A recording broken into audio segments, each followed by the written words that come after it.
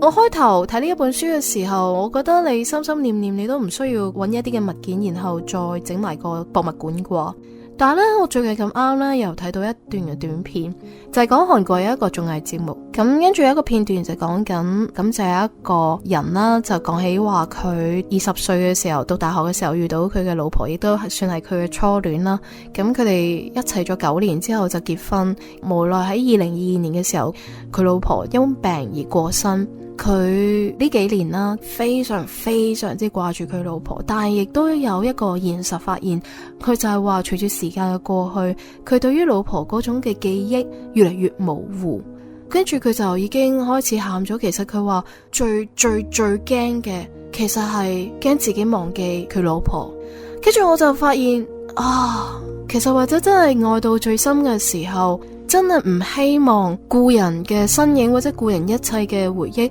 你都唔想抹去，咁你就會不斷咁樣揾方法去令自己要記住你愛嗰個人嘅身影，你愛嗰個人嘅一切，就好似呢一本小說裏面海末爾咁樣，佢揾到嘅係物件，去到最尾失去咗負重啦，佢要對抗遺忘啊，就係唔希望時間嘅流逝而令到佢對負重嘅記憶會消逝。